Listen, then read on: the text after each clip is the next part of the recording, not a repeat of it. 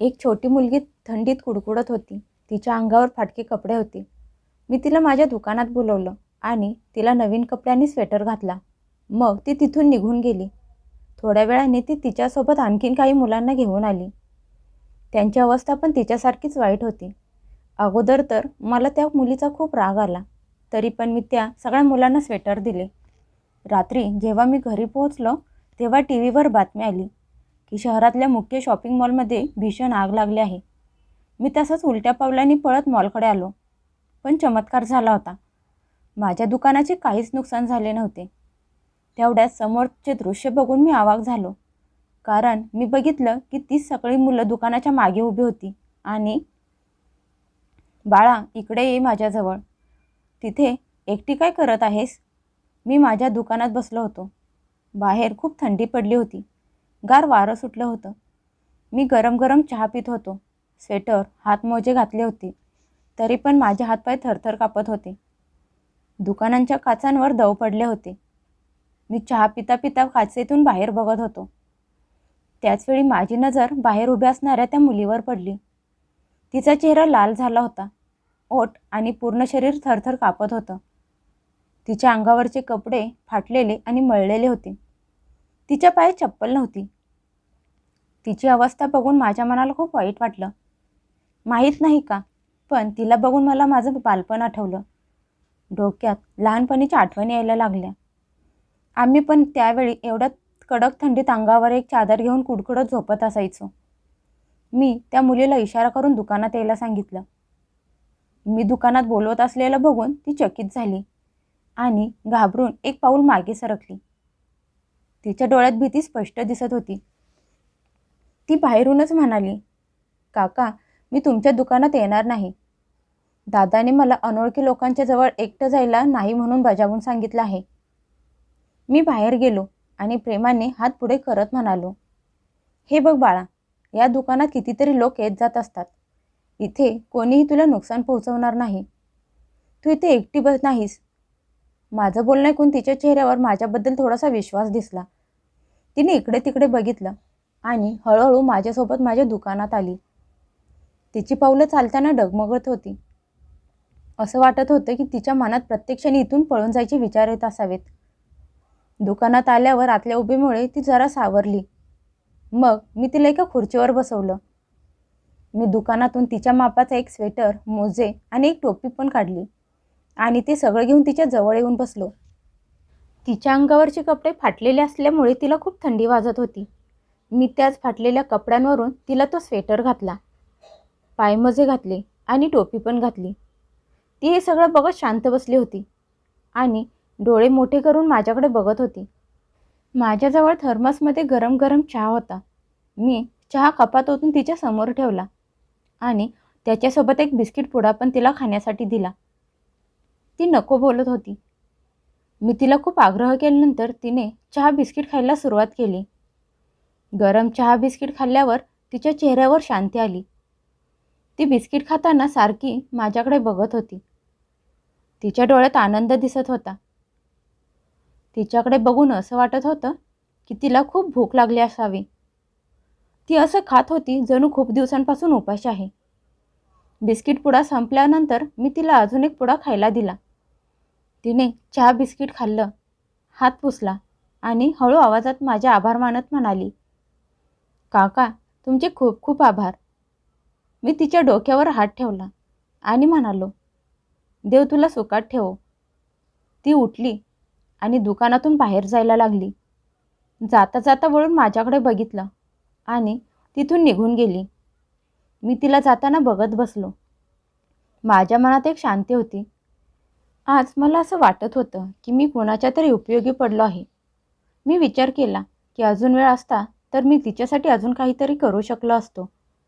ज्या प्रकारे ती चहा बिस्किट खात होती, तिच्याकडे बघून असं वाटत होतं की आयुष्यात तिने कधीच चहा बिस्किट खाल्लं नसावं. कधी कधी थोडंसं प्रेम पण माणसासाठी खूप मोठं वरदान बनतं. त्यानंतर मी दुकान बंद करायची तयारी करायला लागलो. दुकानात कामाला असलेल्या कामगारांनी विस्कटलेले कपडे सगळ्या कपड्यांच्या घड्या घातल्या. सगळे कपडे व्यवस्थित लावून जागच्या जागी ठेवून दिले. दुकान बंद करायची वेळ झाली होती, पण माझ्या डोक्यात सारखा सारखा त्याच मुलीचा विचार येत होता. तिचं थंडीनं थरथरत असणारं शरीर, लाल झालेला चेहरा आणि डोळ्यात भीती. माझं दुकान शहरातल्या सगळ्यात मोठ्या मॉलमध्ये होतं. तिथे कायम लोकांची गर्दी असायची. मी मोठ्या शहरातून होलसेलमध्ये कपडे आणि स्वेटर आणून आमच्या दुकानात विकत असायचो. माझ्याकडे सगळ्या प्रकारची कपडे विकायला होती. मोठ्यांपासून लहान मुलांची कपडे विकायला होती. माझं दुकान खूप छान चालत होतं आणि देवाच्या कृपेने कधी नुकसान पण झालं नव्हतं. माझ्या दुकानात सगळ्या प्रकारचे लोक येत होते. गरीब लोक कपडे विकत घेताना कमी जास्त करत असायचे, पण श्रीमंत लोक असेल त्या किमतीत कपडे घेऊन जायचे. मी खरंच ज्याला खूप गरज आहे त्याला पैसे कमी करून कपडे देत असायचो. कधी कधी तर एखाद्या गरजूला आणलेल्या दरात कपडे देत असायचो. त्यामुळे माझ्या मनाला खूप शांती, समाधान मिळत असायचे. मी विचार करत असायचो की देव कुठल्या रूपात येऊन भेटून जाईल माहीत नाही. एखाद्या गरीब व्यक्तीची मदत करणं हा पण पुण्य कमावीचा एक मार्ग आहे. रोज रात्री दुकान बंद करून घरी जाताना मी विचार करत असायचो की आज मी कुठली कुठली पुण्याची कामं केली आहेत. पैसा तर सगळे लोक कमवत असतात, पण मनाची शांती सगळ्यांना मिळत नाही. त्या दिवशी ती मुलगी माझ्यासाठी एक शिकवण बनली होती. तिने मला ही जाणीव करून दिली होती की मानवता हा सगळ्यात मोठा धर्म आहे. जर आपण फक्त लाभ बघितला तर आपलं मन मरून जाईल. आपल्यात माणुसकीची भावना उरणार नाही. जर आपण निस्वार्थ मनाने लोकांची सेवा केली तर आपल्याला देव त्याचं फळ नक्कीच देईल. मी दुकान बंद करतच होतो, तेवढ्यात माझी नजर परत बाहेर गेली. त्यावेळी तीच मुलगी बाहेर उभी होती, पण यावेळी ती एकटी नव्हती, तर तिच्यासोबत मुलांची पूर्ण टोळी होती. 7-8 मुलं तिच्यासोबत उभे होते. त्या सगळ्यांची कपडे फाटलेले आणि मळलेले होते. कुणाच्याही पायात चप्पल नव्हती. थंडीने सगळी मुलं थरथर कापत होती. सगळी एकमेकांना चिटकून एकमेकांचे हात धरून उभी राहिली होती. हे बघून मी हैराण झालो आणि मला खूप राग पण आला. मनातल्या मनात मी म्हणालो, मी एका अनाथ मुलीची मदत केली आणि ती तर तिची सगळी टोळी घेऊन माझ्या दुकानाच्या समोर येऊन उभी राहिली आहे. मी रागात त्या मुलीकडे डोळे मोठे करून बघितलं. ती मला बघून घाबरली आणि एक पाऊल मागे सरकली. तिच्या डोळ्यात भीती दिसत होती. तिला समजलं होतं की तिच्याकडून चूक झाली आहे. माझ्या मनात विचार चालू झाले आणि एकीकडे त्या मुलीचा खूप राग पण आला होता. मी मनात म्हणालो, मी दुकानदार आहे, मी काही धर्मशाळा उघडली नाही.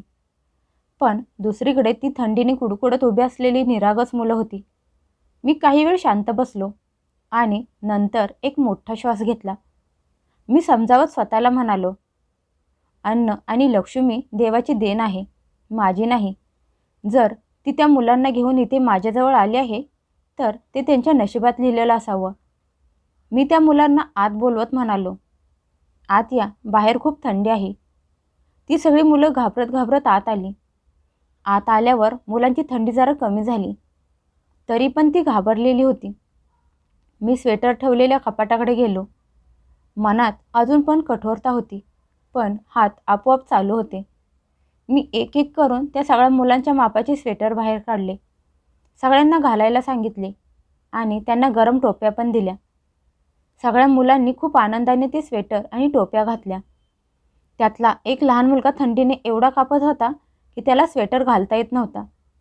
म्हणून मी स्वतः त्याला स्वेटर घातला. त्याला बघून माझं मन पागळून गेलं.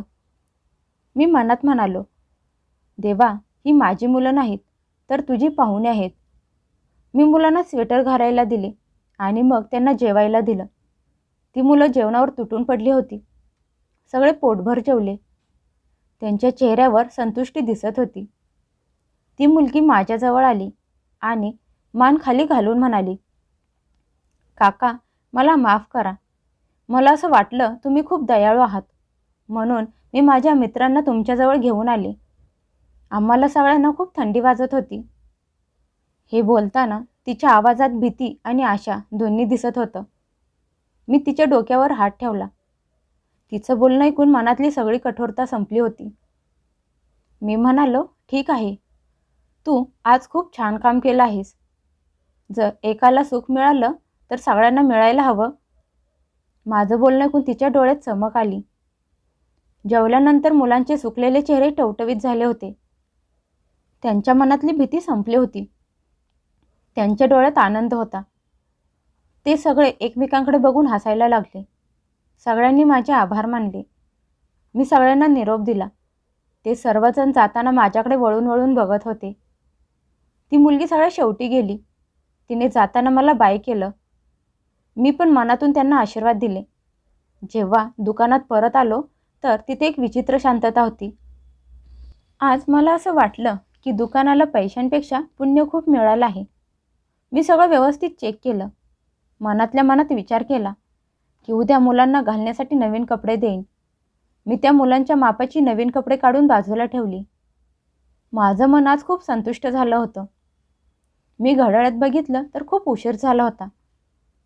सगळा मॉल हळूहळू शांत व्हायला लागला होता. आज खूप विचित्र शांती पसरली होती.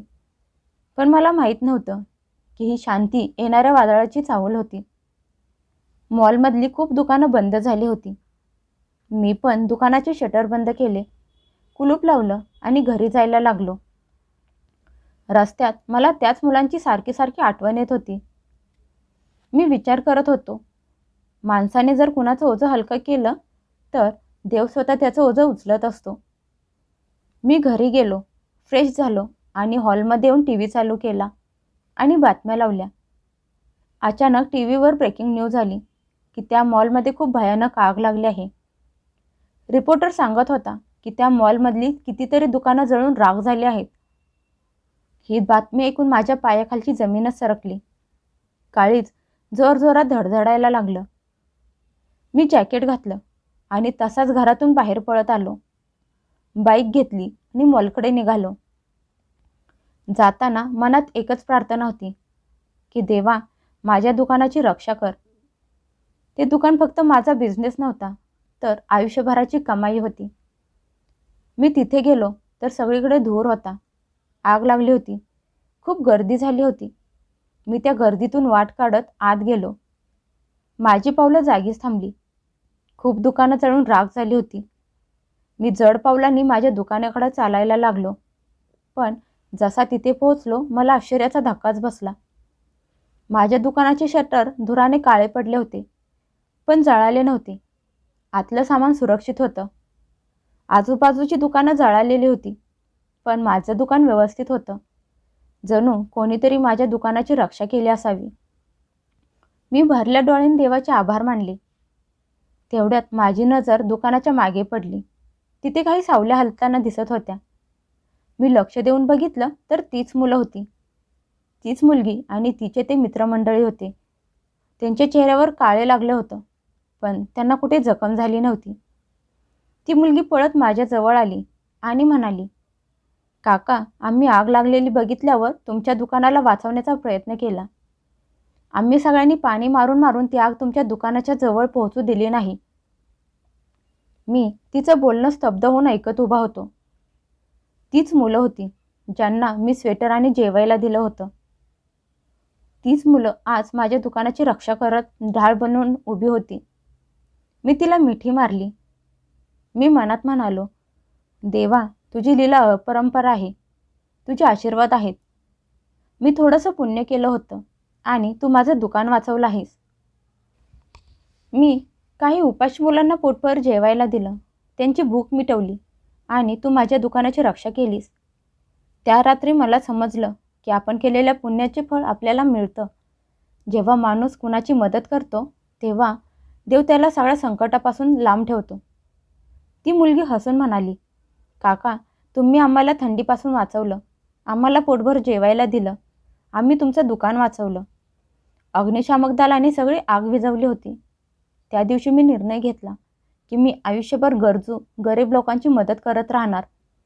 कारण जे लोकांची निस्वार्थ मनाने सेवा करतात, देव त्यांच्या कुटुंबाची रक्षा स्वतः करतो. असं म्हणतात, आपण केलेल्या सेवेचे फळ आपल्याला कुठल्या ना कुठल्या मार्गाने नक्कीच मिळते. खरं तर मानवता हा सगळ्यात मोठा धर्म आहे.